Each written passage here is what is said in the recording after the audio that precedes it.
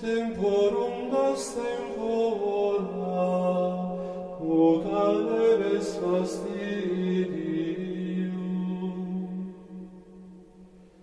Preco die iam sonat, noctis profunde pervigi, nocturna lux viantibus, a notte noctem segregas. Hoc excitatus lucifer, solvit polum caligine, hoc omnis erronum cos, vias nocendi deseri. Okay, welcome to another episode of It's Not What You Think. This is Rick. And this is Darren. And we were just listening to a hymn by St. Ambrose just to get us in the mood of listening to hymns. Yeah. Very soothing, tranquil piece. Today we're going to focus on the years 800 to 850. Mm-hmm. And this episode is officially entitled Kassia. And for good reason, Kassia is considered the first female composer. Wow. Okay. Now, some of you may say, well, what about Sappho? I'm glad you said that and brought up Sappho.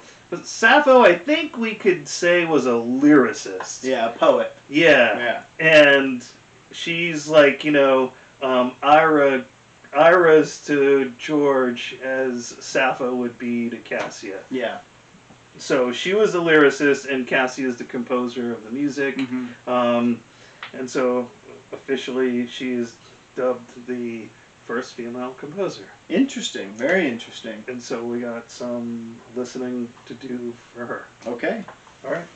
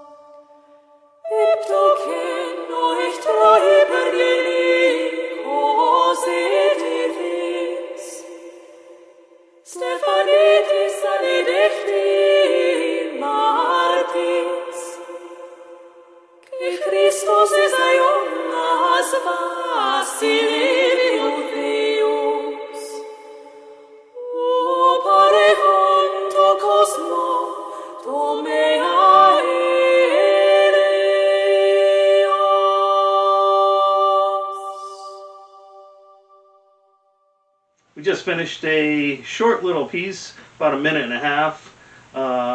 Impressions? I think it sounds really nice. Yeah. And I think the reason that it sounds so nice is that they're bridging the range, the vocal range. They're bridging so many gaps. It's not like the Beneventon where it's a step ladder up to the. They just jump. It's more Ambrosian in that way. So I really like it. And then it also has a little bit more rhythm, so it feels more lively. Right, right. Plus, it's a female singer, so I think the voice comes out. It's really pretty. I like it. I like Kassia. I like the music of St. Kassia a lot, to be honest with you. I think there was some really neat parts where there was a soloist, and then the second one would come in on a word that was just like a real nice punctuation.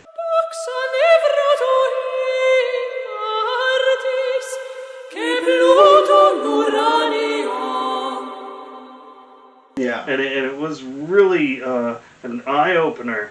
And then there were some other parts that she was singing the vocals, and the backup person would sing just as an accompaniment, you know? Mm-hmm.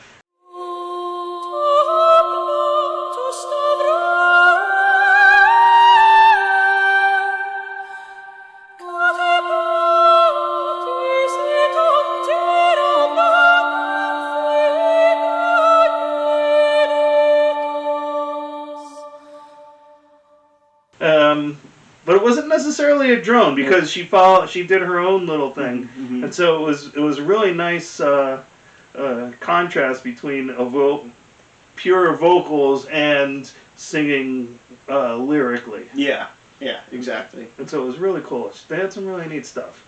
I have another piece queued up. Yeah. And I want to hear that one because the Kronos Quartet does a version of it too. Oh, okay, yeah. So let's do a little compare contrast. Yeah, I like that.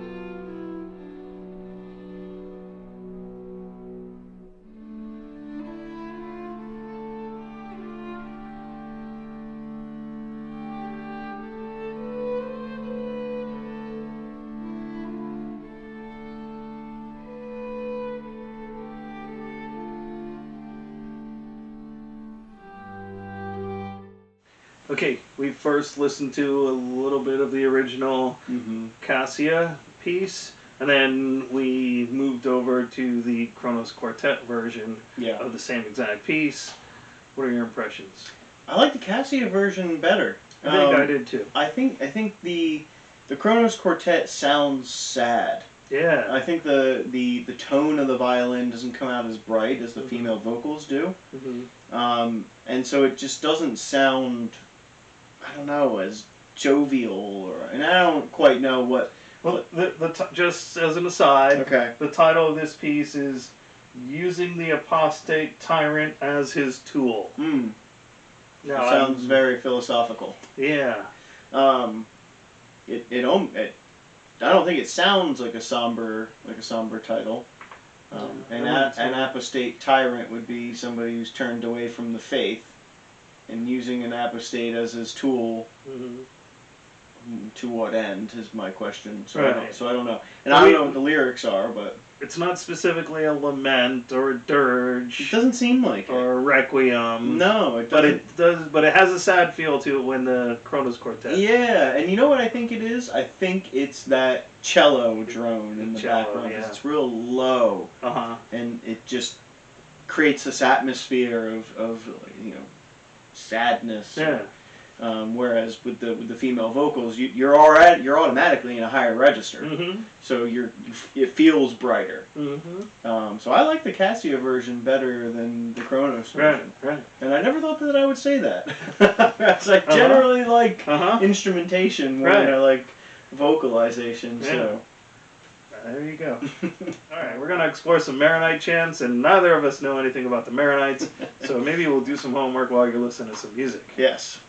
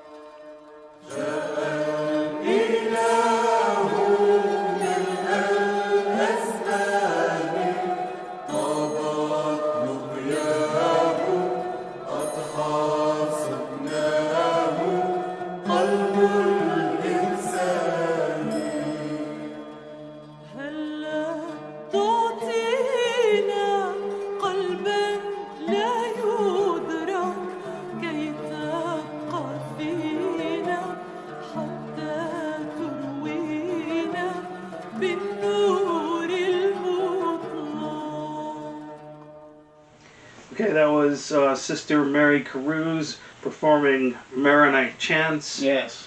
She's not alone. She had some male vocalists as well. Yeah. And instrumentation, which is not usually accompanying chants. Yes. Chants tend to be, but not always, all vocals. So this is kind of a nice addition. And it might not surprise the listeners to know that the Maronites are from Lebanon, modern day Lebanon, and so they're in the Levant.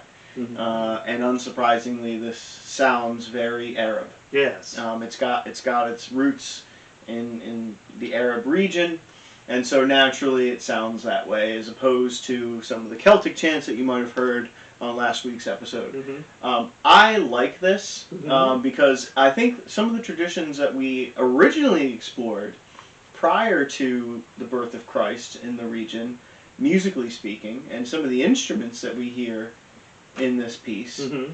are instruments that we've explored in the BC era. Right. And so when now we're seeing, because after Christ we start to hear the chants, the lone chanter, Mm-hmm. no instrumentation, and the Mm-hmm. way you explain it is to set themselves apart from that. Right. I think we're starting to now come back to, we've got these instruments and let's play them. Were the Maronites Christian? The Maronites are Christians, yes. Okay. They're not any particular sect of like Byzantine Orthodoxy. It's my understanding they sort of have their own sort of. They have the same basic story, of course. They're being Christians. Right. They're like Coptics in a way that exactly. they're their own separate branch of the Christian church. Exactly, and they confined themselves really in the mountains and the coastal regions when the Muslims conquered the region. Okay.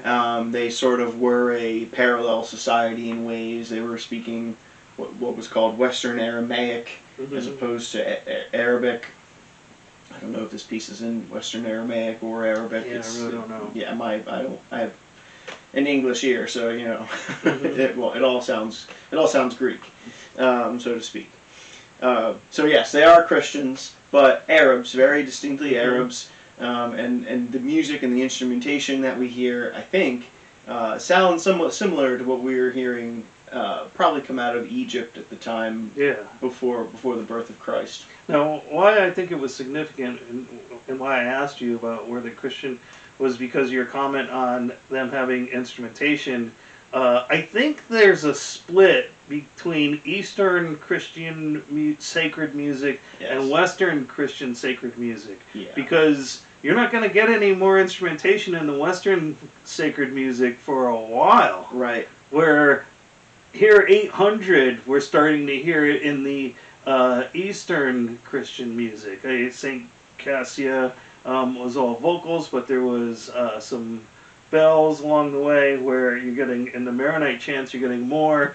They almost have equal footing as the vocals in these Maronite chants. And that's something that's not going to happen for a long time with the Western side. But you know what it says to me? It says to me that secular music in the East was still a dominant feature of their culture. That makes sense. Because they're sitting here playing their instruments, and they probably didn't write anything down, or maybe they did. I don't know. But at the same time, the Christians, and for most parts the monasteries, were the ones that were all the ones that can read and write, so they were the ones composing the music, or at least writing the music down. The secular music certainly wasn't going to get written down. Right. The peasantry, for the most part, couldn't read or write. Yeah. And so they would play, sure, but they're not writing anything down. And so even if we have anything surviving, it's at this point hard to date it.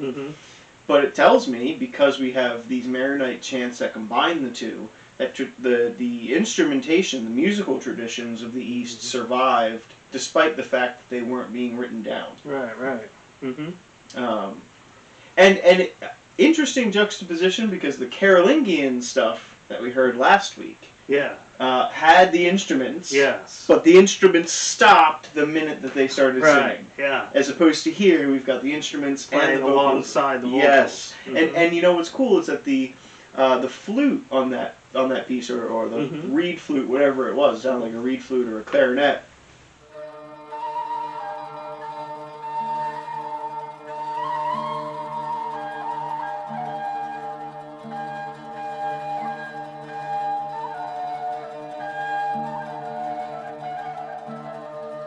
Is following the chant of the vocalist. Oh, okay. And in almost the same way that the Kassian chant has the undertone kind of following. Right. So it was really nice. I liked this piece a lot. Great.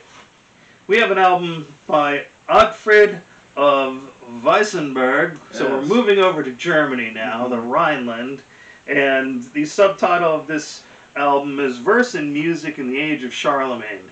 And so, who Ottfried is, and I might be butchering his name, sorry Ott. He was a monk at the Abbey of Weissenberg, and he wrote a huge poem, apparently. Yeah. How many lines? Over 7,100 couplets. Over 7,100 couplets. Which is 14,000 lines. Yeah. That's amazing. Yeah.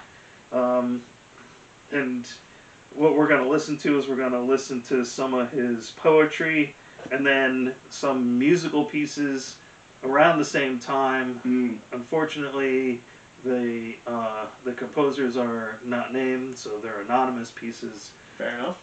But we'll give them a listen to. Okay. Vola truchtin min, ja ben is kalk din, diu arma mutter min, eigan diu ist sie din. Finger dienen, du anan Mund nienen, denn ich auch Hand diene in dir Zungun mine, dass ich Lob dienas sie lutentas, Geburt sunes dienes, Trucht dienes mines. Joch ich beginne redinon, wie begon da predigon, dass ich war si harto der rosinero vorto. Joch zeichen, diu deda do, des wir birun nu so froh, joch wie Dio selber heili nu is vorolti gemeini. Dass ich auch hier geschriebe, uns die Rechte mo liebe, wie vier Dan uns sich fand, do selber Todes genannt. Joch wie fuhr auch dane, über Himmel alle, über Sonn und Licht, joch allen desan vorodiot. Dich bittu ich meines Mutes, dass mir queme alles Gutes in Evon genugi, joch sie drut und denen fugi. dass ich immer durch den min, mit demo troste me gisin, mit demo gute ich Frau dar mina daga in die Elujar. Von Jahre zu Jahre ich immer Frau dare, von Evon und sin Evon mit den saligen Seelen.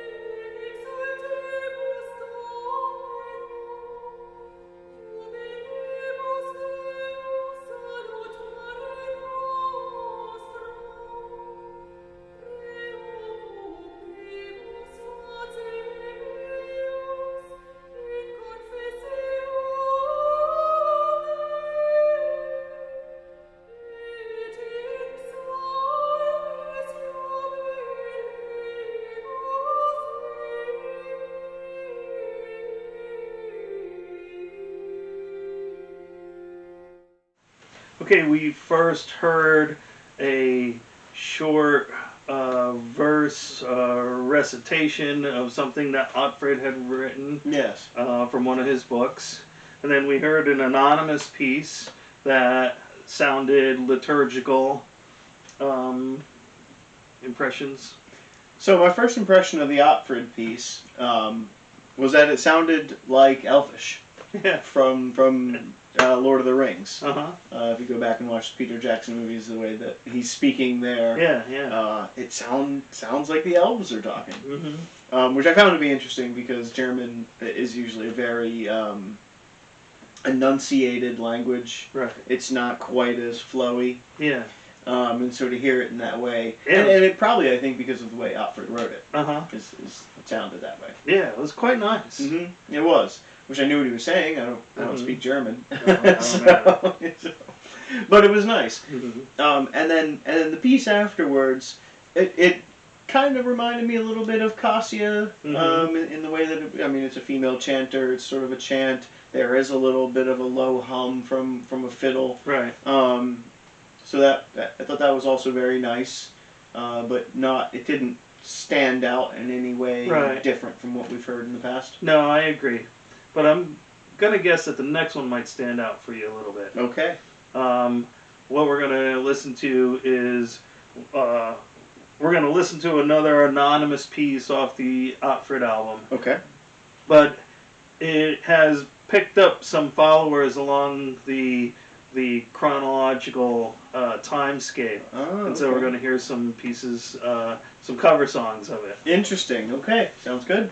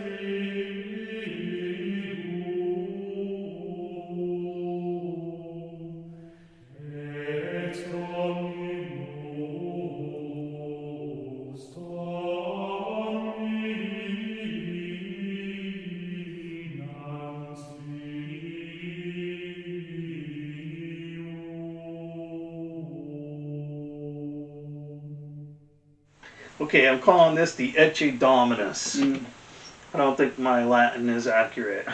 But that was the official liturgical version. Sounded very monastic. Yeah. Sounded very Gregorian. Yeah. I can't be certain because we've covered a whole lot of different chants. Yeah.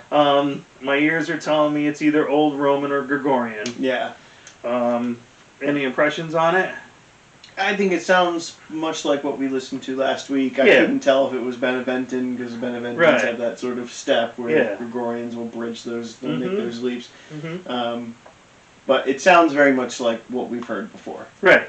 And as I mentioned, what stands out about this particular piece is it was rescored by Antonio Coma, who's an Italian composer, lived from 1560 to 1629. Here's his version of Ecce Dominus. Okay.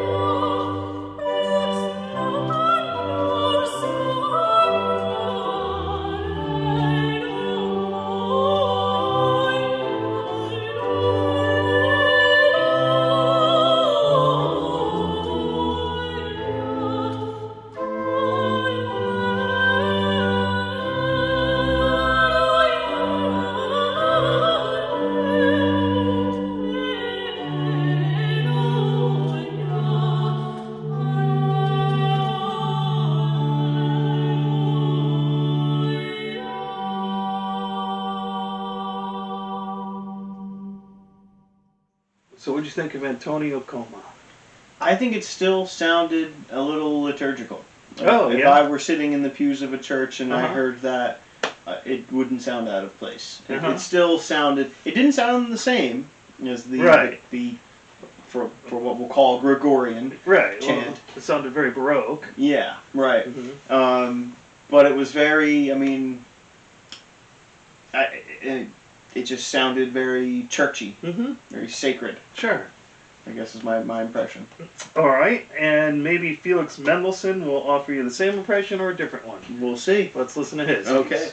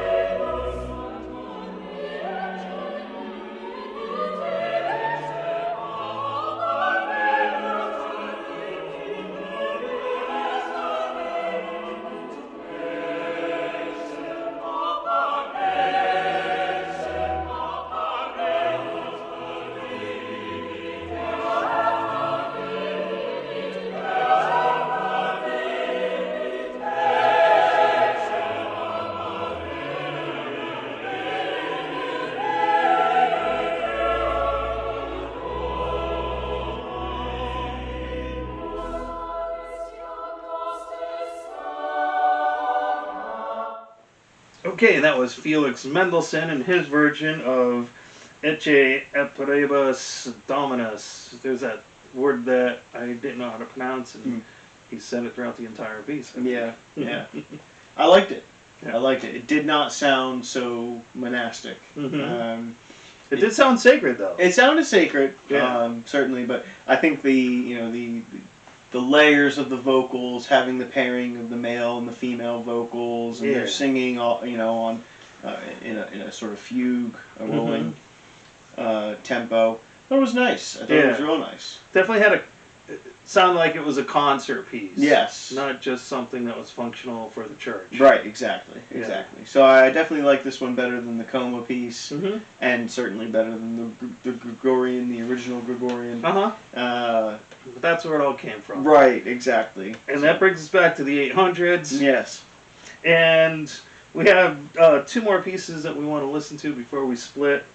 There was a book written in the 800s called the Musica Enchiriadis, and it was an anonymous musical treaty, and it's considered the earliest surviving attempt to set up a system of rules for composing polyphonic music. So, very interesting. Yeah, so we're starting to get our feet into the world of harmony. Up until now, way back to the Bushmen, we have rhythm and melody. And I think Pythagoras probably was the inspiration for creating harmony. And then there was some real tentative harmony. We had the drone, just put a solid, unwavering tone underneath the entire piece, where someone on top does a lyrical line. Yes. There's some harmony. And then now, what the Musica Enchiriadis suggests is what's called static harmony, where they take the melodic line of the chant and they sing a fourth above it. And that way, and it's static because it stays a fourth throughout the entire piece. What does that mean? They sing a fourth above it. Well, if I'm singing an A, B, C, D, D would be the fourth. So when I'm singing an A, you sing the D, you're singing a fourth above the A. And if it would move in that way. So it stays. And so that way you're always getting a perfect fourth harmony. And you're also not even going near the Diabolos in Musica. Right. And you won't get that by accident. Right. So it's a primitive, unelegant way of writing harmony and polyphonic music. But it makes sense because it's the next step. Yeah. It's the next step from singing solo and singing monotone, and it's the next step from having a drone underneath it, move into static harmony, where you're going to get a constant harmonic sound. So let's listen to a piece that came from that, and you can really hear when there's a single vocalist and then a second one comes in right on top.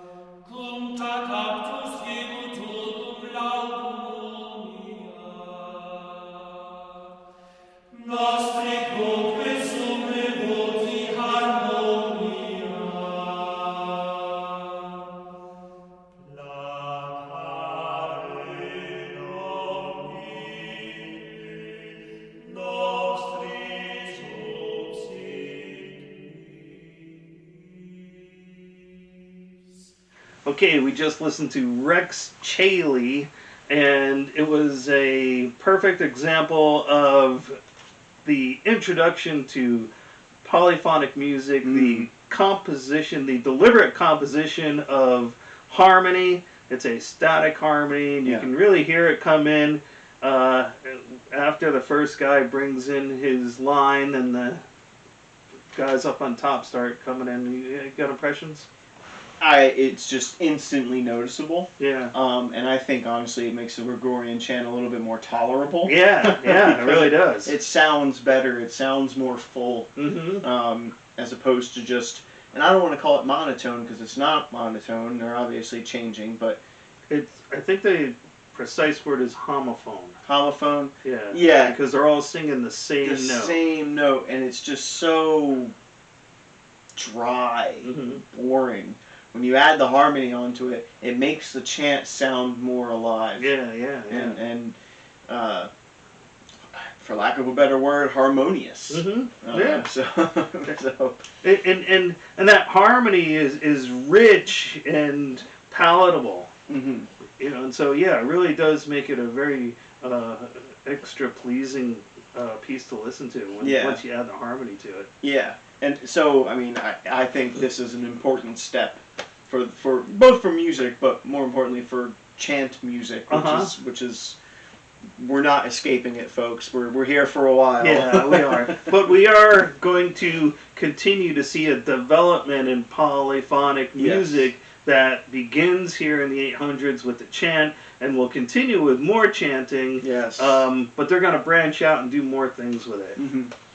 But before we end today's episode, I want to hear this piece, and it's a really nice piece. It's called The Lament on the Death of Charlemagne, and it was written by a monk right after he died in 814, and I think it's very beautiful. Okay.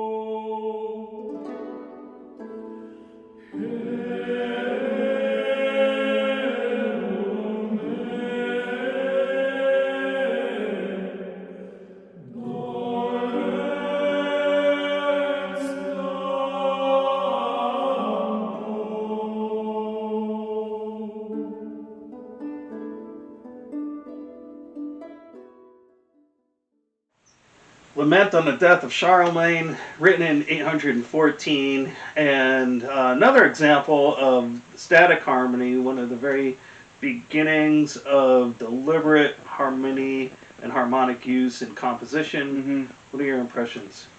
Again, I think it's just instantly noticeable how much nicer it sounds to have a harmony in there. Yeah, isn't that? It makes it sound so much bigger. Yeah. And even you can tell there's the one guy that sings the piece, and then the choir comes in with the harmonies, and it just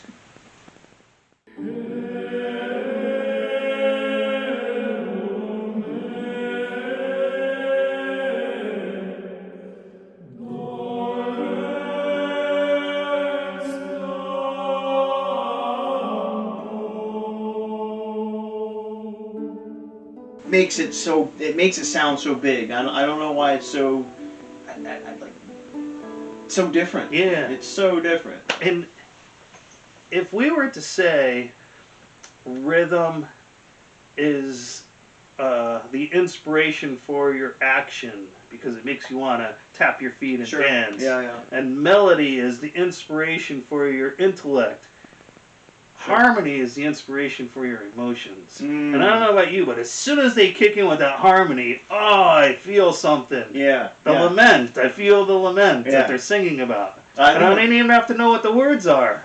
I think that's a great way to put it. Yeah. Actually. Very great. A very good way to put it. And possibly the development of human beings and starting to come in contact with their emotions and therefore deliberately wanting to express them could maybe center around this time period as well. Mm. Because beforehand, you had like the Iliad, the Greek poems, which were 800 BC. I don't think there's any representation of I felt this. Mm-mm. I think it was more you were struck by the gods to feel this. Right. Right. Where now it seems like it could be more of a personal experience rather than something that's coming from outside of me. Yeah, and hence the lament for Charlemagne. Yeah. Charlemagne's obviously a great figure Mhm. at the time. He dies, and they write this song.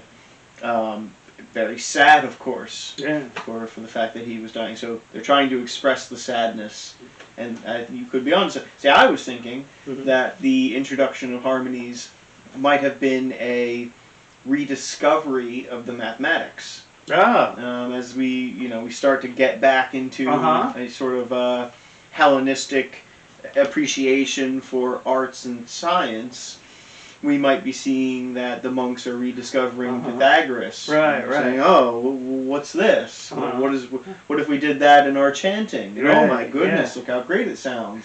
Because you're right, because the Pythagoras, he really emphasized the fourth, the ratio of the fourth. Mm-hmm. And so that's what we're finding in this new static harmony, that you add the ratio of the fourth and it remains perfect, a perfect harmonic sound. Yeah. And so, yeah, that's definitely true. And then perhaps they take that rediscovery of Pythagorean theorem and they say, oh my gosh, this sounds so happy. And now they think about writing songs based on emotions because they've discovered the emotional response that you get from hearing harmonics. Right. And each mode has a different emotional flavor to it. Yes, exactly. Exactly. Well, there's going to be some big stuff coming down the pike. Yeah, I think so. Yeah, it's pretty exciting. Yeah. So stay tuned for next week when we continue our journey down the path of the development of Western music. Yes. And as always, stay tuned.